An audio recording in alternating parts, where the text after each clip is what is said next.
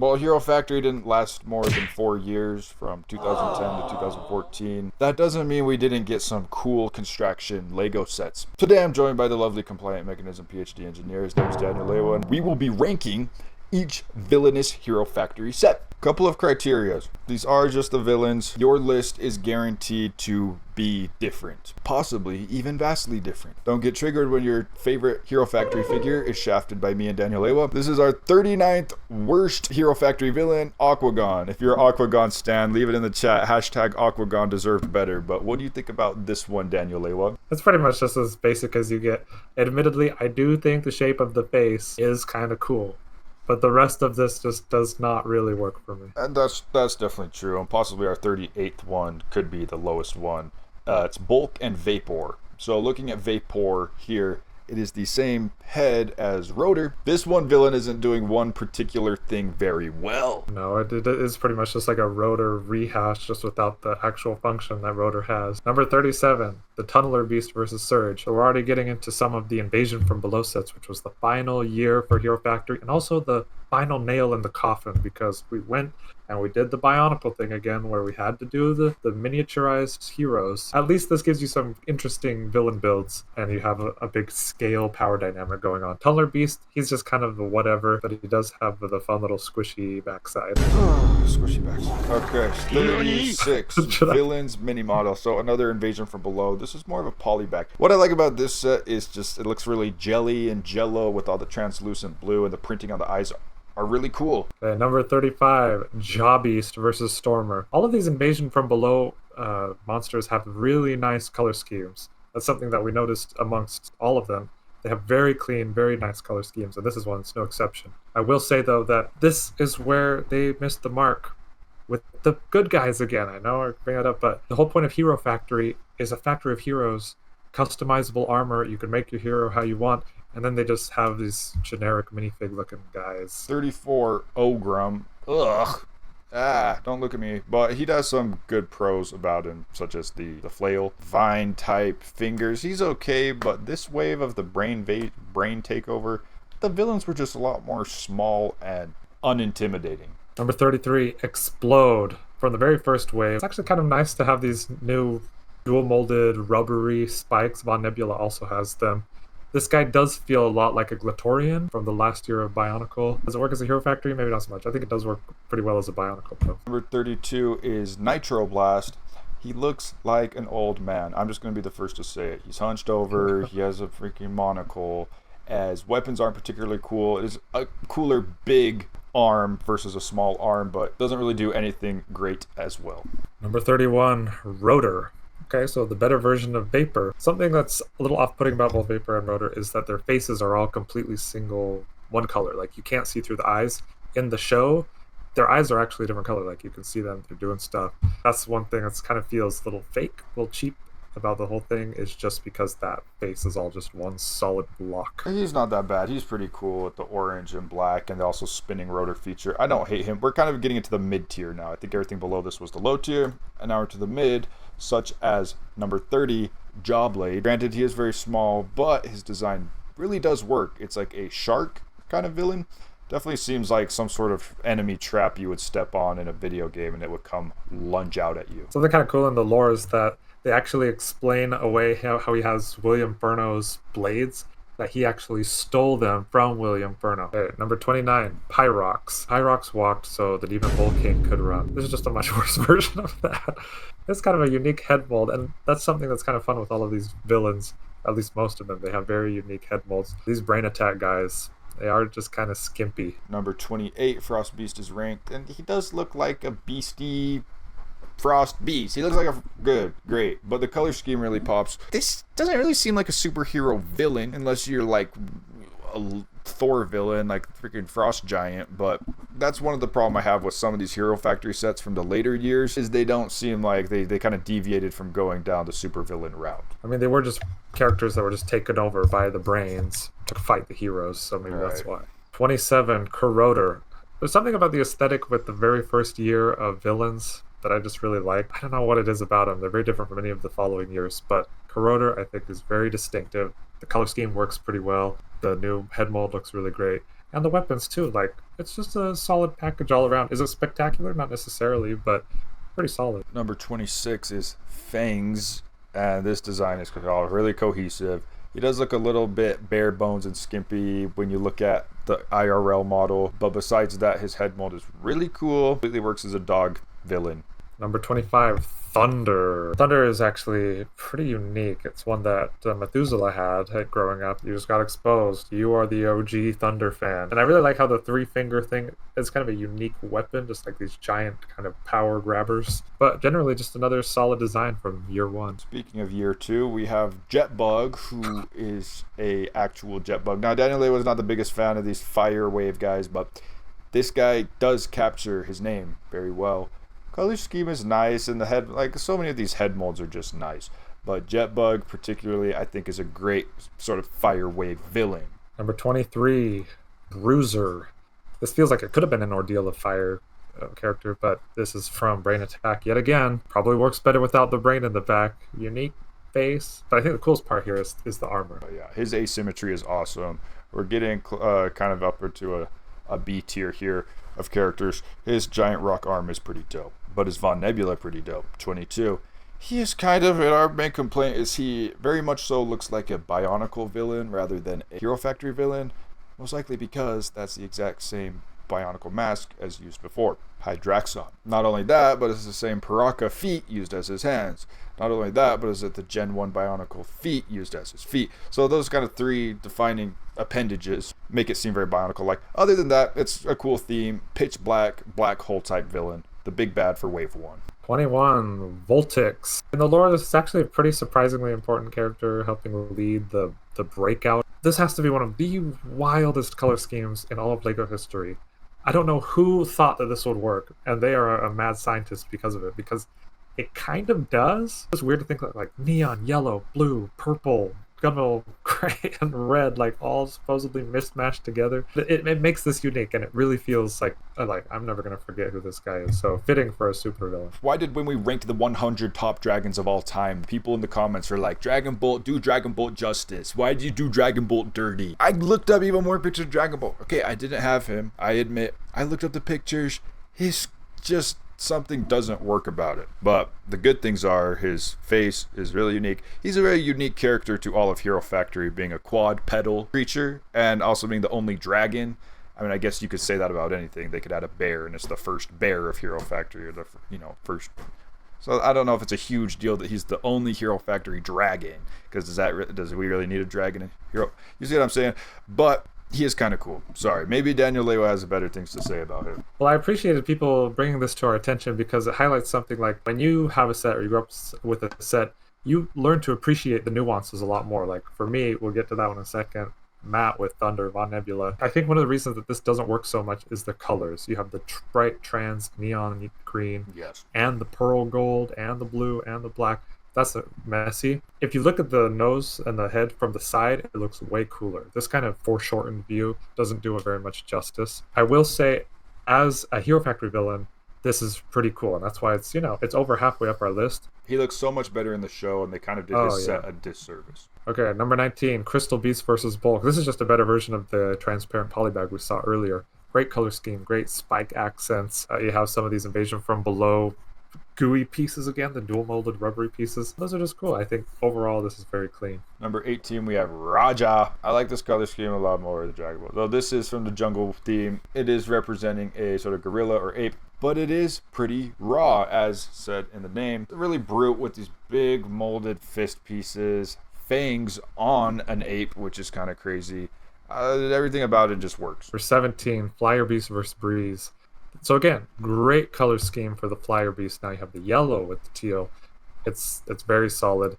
Does it do anything else special? Not necessarily, except for the wing kind of curved spike pieces. Those are kind of unique. Otherwise, it's just a very solid all around. Number 16, we're kind of getting into a higher tier here. We have Scarox or Scarox. Albeit he is very small, it still works very much. You could just imagine him latching onto the hero or latching onto something and being a parasite, which seems to be the whole theme. But his face mold, his mask is definitely out there. And probably the best brainwave villain, because the parasite just makes sense on him being an actual parasite. Number 15, XT4. This one is really kind of random and out there, and it's really fun when they kind of do something that just hasn't really been done before, isn't really similar to any Bionicle or other Hero Factory character. This gives me a lot of Portal vibes, kind of a GLaDOS type energy. It's like a malicious AI type robot, and I think for that it is pretty cool. I just feel like we're going to get hate for putting this higher than some of the others. I think the Really? design is very cohesive and it's small, but it's minimalist. Portal meets Monsters Inc. It's robots. It's a superhero villain. It's Ultron. It fits villain really well, and maybe the single eye thing works really well, and just the complete minimalist head works really well. Number 14, Splitter Beast versus Furno and Evo.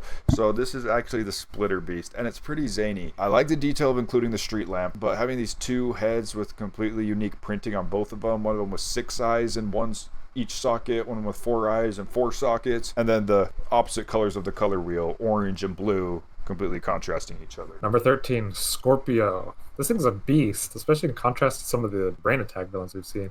This is from the Savage Planet wave. No, not the X-Men Savage Planet, Hero Factory Savage Planet. And it's really, really cool. And this feels like much more of a threat than a lot of the other ones just by its sheer size. Number 12 is Waspix.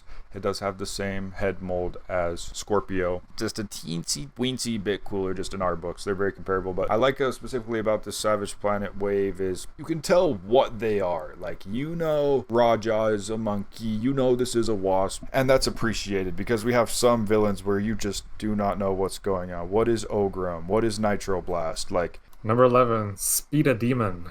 The only villain on here with a vehicle, that gives it some brownie points. Following in Voltix's footstep, both with the same head mold, but also with just a wild color scheme. This one is a little more cohesive. He has like 2 katana blade hands.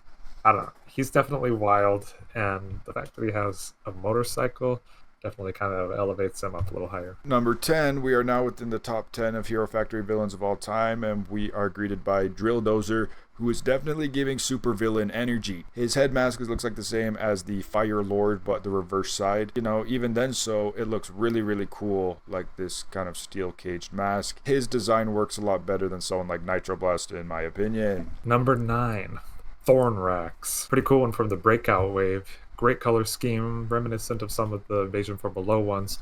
But I think the things that really pop on this guy are the head mold. Fantastic, very ferocious. And the reuse of the wings from Makuta Gorast from Bionicle Mystica Year. So, again, a lot of really great things that just kind of come together to make this thing really pop, really stand out, and seem like someone that the heroes would have a hard time fighting. Yeah, this shows you don't have to be absolutely massive to be a cool set because it's very simple, but it still works. Number 8, Queen Beast versus Furno, Evo, and Stormer.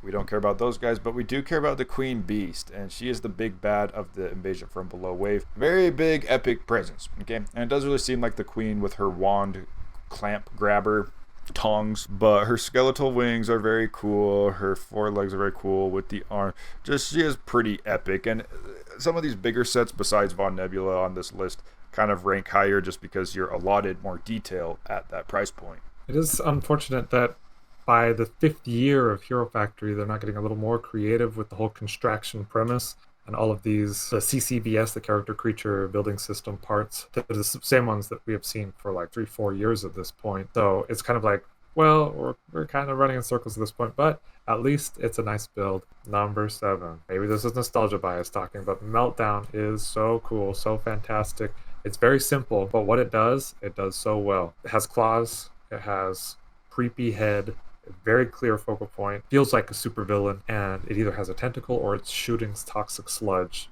Either way, it is just so raw. Toxic Reaper is also kind of raw. He's a little bit better than Meltdown in our books just because his armor is very clean and polished off and feels like more complete around those naked areas that Meltdown has. But man, Toxic Reaper is really cool. I like the symmetry of his mask and dual weapons, and he's just blasting toxic juice out you. Solid villain. Definitely feels like the construction system when it's hitting on all cylinders. Number 5, Split Face, or Firestone Mech. So Split Face is pretty fantastic because it has 2 parts that are both very well done. The gray side makes a great thing on its own, a lot more mechanical, a lot more angular, and the red side is also a whole look that works really well on its own with the rounded curves and everything. Each of those could have been its own guy, but getting those mashed into one. This is the one when I think back to Hero Factory villains. This always comes to mind first as one of the coolest and most memorable. Top 4, Fire Lord. And he is raw, okay? Let's not get it twisted. He has these big jets coming out the back behind him, like he's blasting at you, and his weapon is really cool and unique. It's like a dual shield / flamethrower. This is another one I had growing up, and I did really enjoy it. It's so articulated. You have so many posability options. You have customizability options as well with all the armor plating. The one thing I'll say, and the one thing that they're covering up by his weapon here, is his thighs are abysmal. They're the scrawniest chicken leg looking things ever, so that's the only complaint. Otherwise, just a really cool, intimidating villain. Core Hunter, top 3! This is the best of the smaller villains. Wow. Again, polished, cleanest color scheme, and a super dope unique head mold. If you're going to do unique head molds for every single one of these guys, you might as well make them very out there and distinct. This is like straight up night vision goggle action going on. In the lore, his deal is that he goes around hunting heroes in order to extract the cores from their chest, adding them to his collection, General Grievous style. Number 2 is Black Phantom. It's a little bit better than the Fire Lord. This is the breakout big boss. Best thing about him are his unique weapons and his awesome armor. So the color scheme really works, and he has these awesome unique weapons. A part mace / staff, a long mace. That's really cool. Need some of that creativity in our modern day mechs in Lego.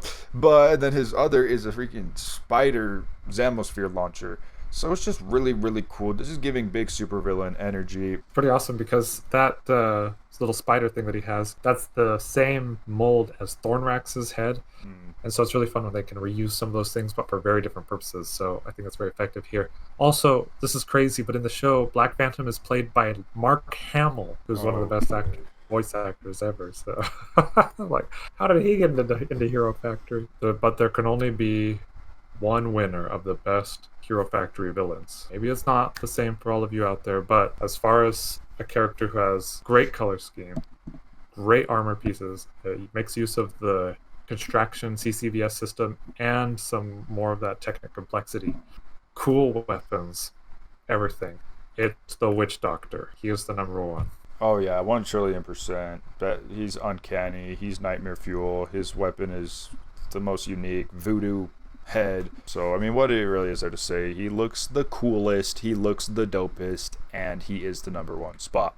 But who would you put on your number 1 Hero Factory villain? That's what we really want to know. Feels like a forgotten theme, like no one talks about Hero Factory anymore. There's still Bionicle fans out there going strong somehow, but Hero Factory just kind of fizzled away. It's kind of like Chima or Nexo Knights. There's so much good here. Like, we'll talk about the heroes another day, but let's just say the best part of this theme was definitely the villains. They could even pull some of these ideas into the modern day. 100%. My theory is we just move towards an IP-based society where we don't care so much about having a split face and Witch Doctor action figure, but we do want, a Darth Vader mini mech and a Hulkbuster 5,000 trillionth edition. So that's just my theory, but possibly just people weren't buying these Hero Factory sets anymore. What is your favorite Hero Factory set? How bad was our ranking? If you want to see more from me and Daniel Lewa, go ahead and super smash that subscribe button like Super Smash Brothers. And without further ado, thanks for watching.